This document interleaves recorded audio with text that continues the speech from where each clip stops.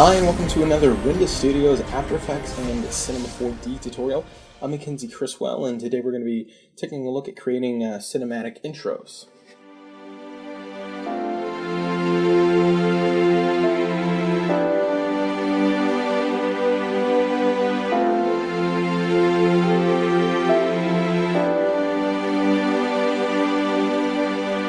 Alright, so as you just saw, what we're looking at today is a very cool design, kind of based around this nice cloudy light design. We've got some nice metallic text actually created inside of Cinema 4D, and just a very cool, organic looking design. And this one is one of my favorites that I've made thus far, one of my favorite motion graphic designs, because it's very photorealistic. We have this crazy, fantastical element. You don't even know what it is, but it just looks real. It looks flawless and very good. And so it's probably the best thing about this design is the fact that, of course, it looks photorealistic and real and amazing, but it's also super easy to create. There's 1,000 different ways you could create it and 1,000 different possible outcomes. So it's really just the kind of effect that via a whole bunch of experimentation and just tweaking a few little details, just a little bit, you can create a whole bunch of different designs. And that's pretty great from the motion graphic artist's standpoint, because you do a project for a client 1 month, and then the next month you open up the exact same project file and tweak a couple of dials and change the text, and hey, you've got an entirely different design to sell to your new client. And how did you do that so fast? I don't know. Just recommend me to all your friends. It does kind of suck when you're making a tutorial, though, because, But anyways, we'll go ahead and get started with this, and I hopefully won't waste any more of your time. So we'll create a new composition. I like to use 1920 by 817, which is an anamorphic resolution. It's 2.35 to 1. Also use 15 seconds long for this one. So we should actually probably name this composition Fractal, Cinematic Tutorial. And the first thing we need to do is create a new solid. Shortcut for that's Command Y. I feel like that's pretty universal, but I do like to stick to just the basic menus when doing a tutorial. We'll make it black, okay, and we'll go ahead and just name this light burst. There'll probably be about 10 or 15 of these layers copied, so keep that in mind. And more or less what we need to do with this layer is use it to create a small white dot. And the entire design is based off of just a very tiny little white dot in the center. And that opens up a lot of possibilities, because you can do it the way I did and use optical flares. And that allows you to control the intensity very easily and do a lot of very dynamic things with it. You can do it by just creating a layer. Another option that I actually didn't try because I just did not have enough time to was you can try using a particle simulation. CC Particle World, I believe, is the name of the one in After Effects, and there's also Particular, which I think most people have. And that both of those will give you some interesting results. So there's, like I said, this is the first part of it, just 1,000 different ways to get started, and then once we add the other parts, there's 1,000 different ways to tweak it to create a whole bunch of different designs. And just really quickly, by the way, if you create something cool and you want to show it off, you can tweet it to me at Mac_Criswell on Twitter. So we'll come up to Effect and choose Optical Flares. This is the way that I like to do it, just my preference. That way you can control the intensity and all that relatively easily. Okay, so once we've got optical flares added, we'll just center up this point in the middle here. You can probably just estimate for this. It doesn't have to be precise, but if you do like it to be precise, a cool trick with optical flares, the center position is obviously the position directly in the middle. So if you just make the X and Y values of the position XY the same as the center position for your comp. Oh yeah. Okay, so the next thing that we need to do is actually transform this into a white dot, because if we tried to use this now, it wouldn't particularly look the way that we want it to. What we'll do is just hop over into options for optical flares. And unfortunately, there's not a way for me to get this entire window to fit in here. It just won't scale right. So we'll just have to deal with this. But what we can do is edit the plugin with you guys seeing it. So first things first, we'll clear all. We'll come over to lens objects and choose a simple glow. And we'll make the brightness really small and scale it up a touch. So we just want a glow about this size. Drop that on there. And then we'll add the effect turbulent displace. So just drop that on there. And this is a really great plugin. It's one of my favorites inside of After Effects. And basically what it does is displaces whatever you put it on top of via a whole bunch of different controls. So if we're just going to flip it on and off, you can see it's just kind of moving the object down and to the left currently, and if we were to change the evolution, we could see it's kind of rotating around the circle more or less. But the control that we actually want to mess with right now is the one called complexity. And as we turn this up, it adds different pieces and makes it more complex. And so you can see we've basically already done what we wanted to do. And so if you play around with the amount, you can have it kind of spread out like crazy. And then the size will kind of have it be eating away at the edges of the light. And there's a lot of really cool different things you can do with it. This is where the real tweaking comes into play, is just playing around with the complexity and then the amount and the size. One other really cool effect I noticed was that if you scale this down a lot and then turn up the amount, you get a very cool kind of design that's great for like a background. This seems to be where it would kind of leave the photorealistic zone and kind of go more towards kind of video game quality effects, but either way, it still looks great to me.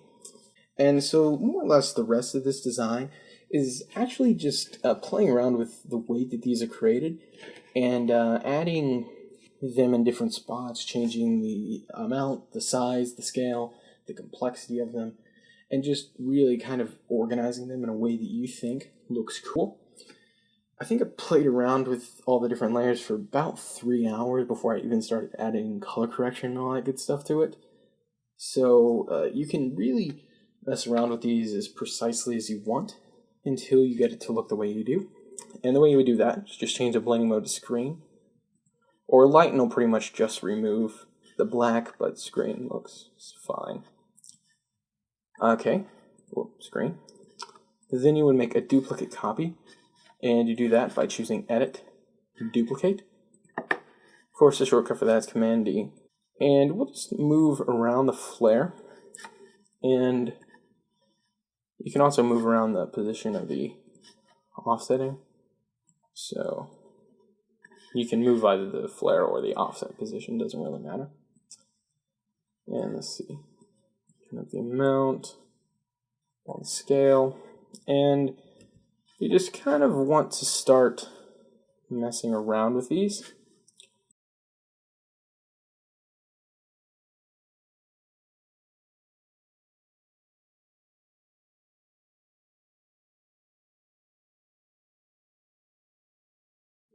Okay, now I got a cool looking design.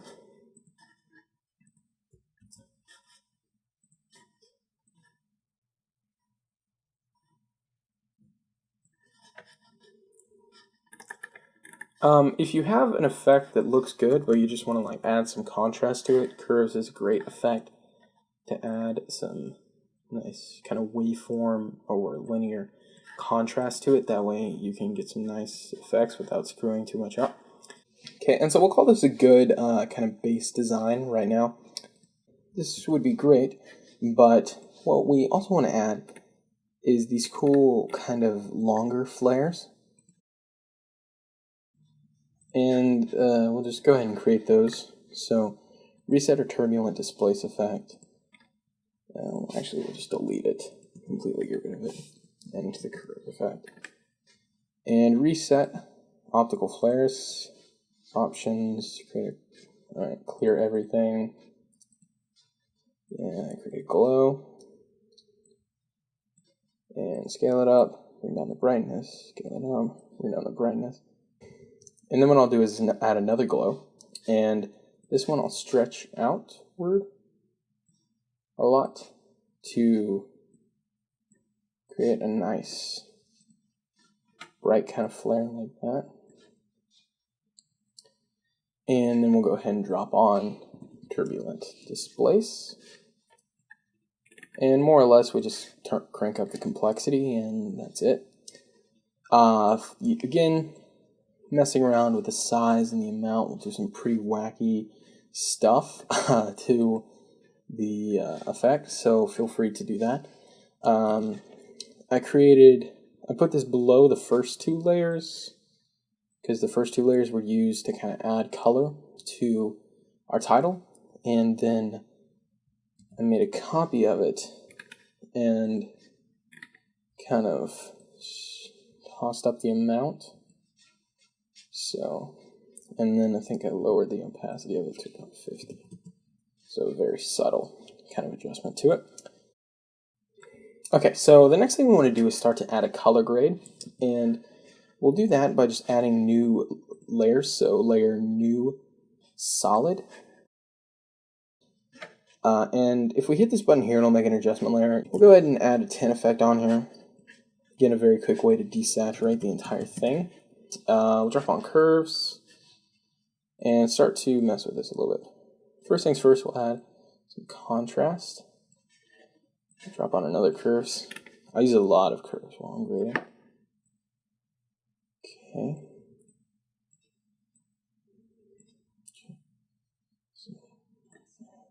The shadows. Gonna knock up some brightness if we can. We'll add glow. A very, very light glow here. So only the brightest parts of it.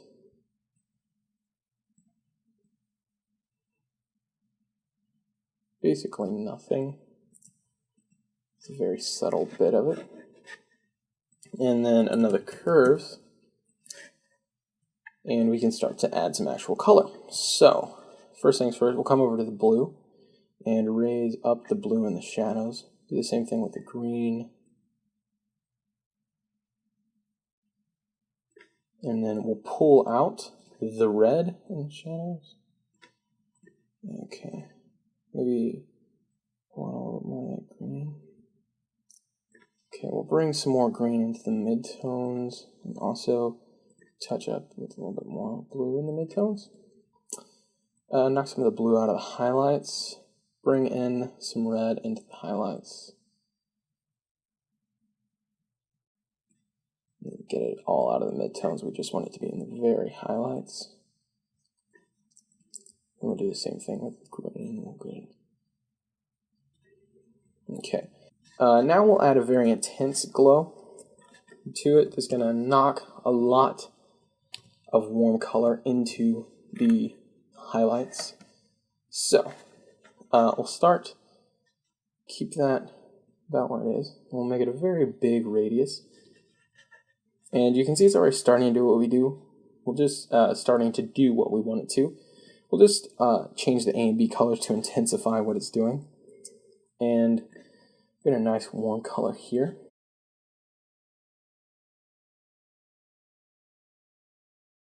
Okay, I like to make it a pretty large radius, and then duplicate a copy and make this one a lot less intense in a very selective part of the image. And bring down the radius some. And so the last part of the color grading process is to add a vignette to the image. And The way to do that is just with a new solid and then an elliptical mask around the edge. So, kind of like that. And I like to change it to subtract. And then feather it out about 500 or so pixels.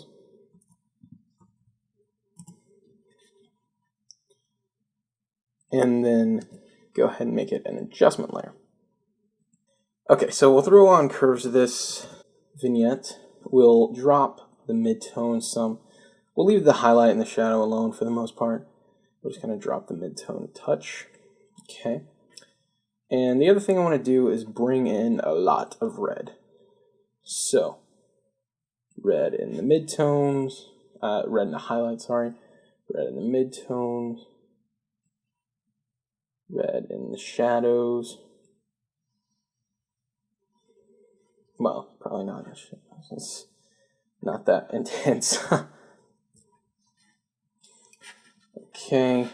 If we come down to the mask options, we might want to expand this mask a little bit and make it about 100, maybe about a 75 pixel expansion so that it'll make more of the image warm. Let's see here. And then we'll do some green, add highlight, bring it up a lot, mid-tone again. Maybe not that much. That's probably the hardest part about designs like this, is just finding the balance between all the different colors. You can also just do a tint effect. I think I ended up doing that in the original anyways. And you basically use the same colors as you did with the glow. And so, okay.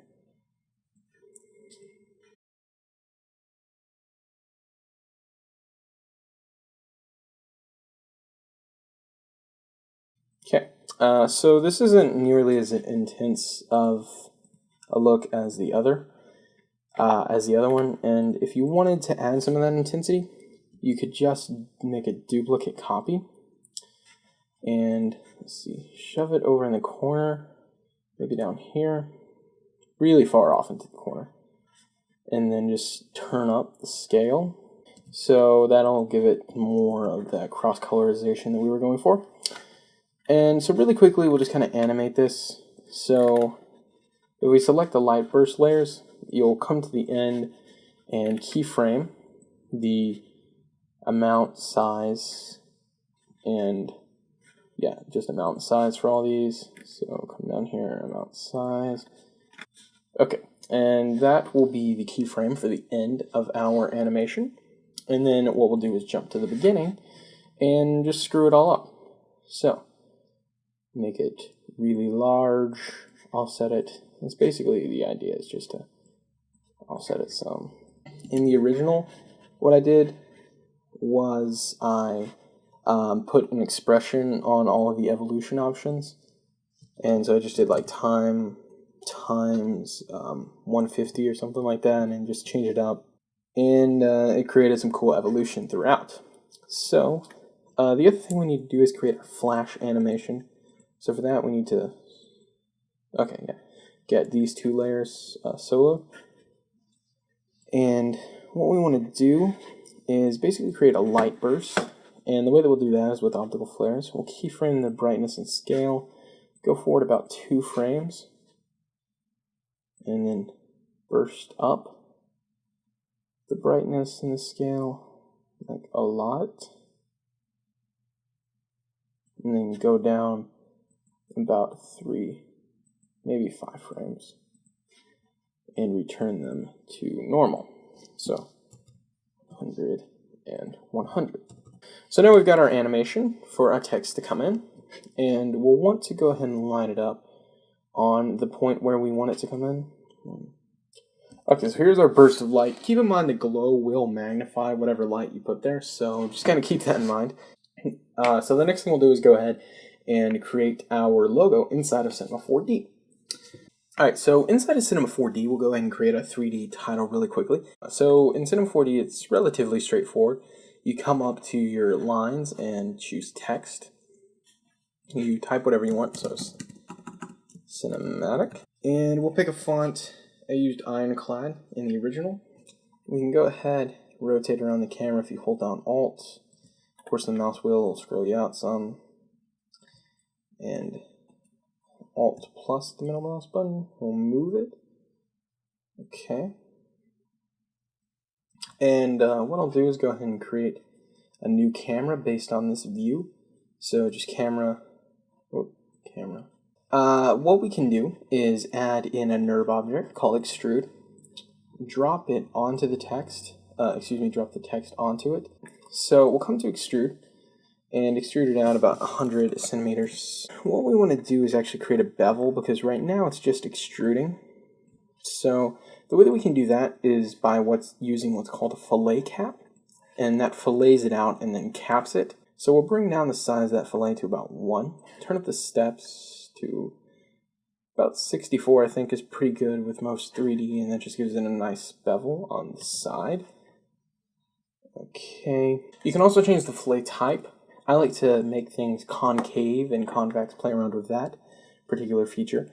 That's a very cool thing to give it a different look. We'll create a copy of this, so Command C, Command V, and we'll just knock it back some. And then we'll come to the extrude and turn up the size of the fillet cap. So all we're doing. And we'll turn down the steps to 0 and make it convex. Really quickly, I'll come into the render settings and just set this up to render for what we need. 1920 by 817. That's our render area. We don't need a frame rate because we're just going to be rendering out one image. Okay.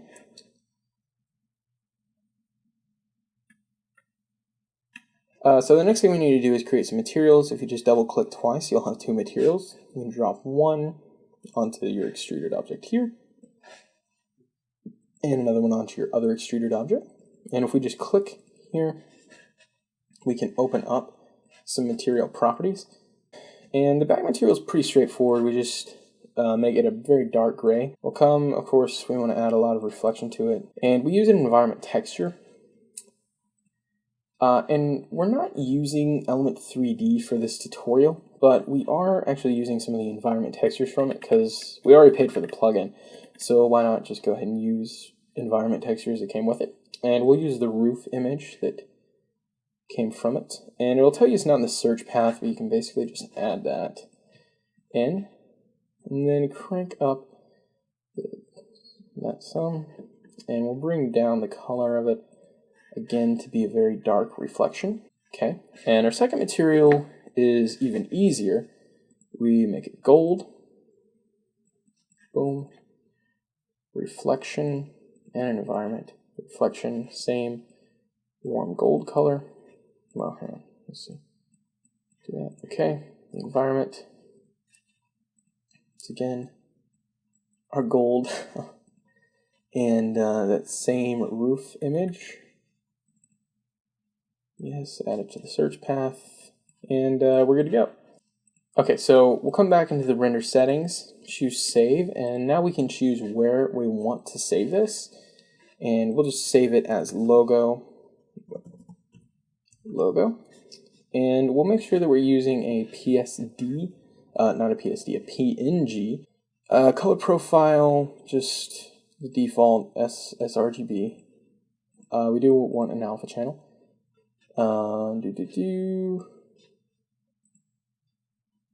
Don't have it interlaced, and now we should be good to go. As soon as you hit render, it'll render out your image, and we'll be good to jump right back over into After Effects. Alright, so once we finish rendering the logo, we'll just come over and drop it below the first 2 layers, above the 2 light layers, and it'll come in like this.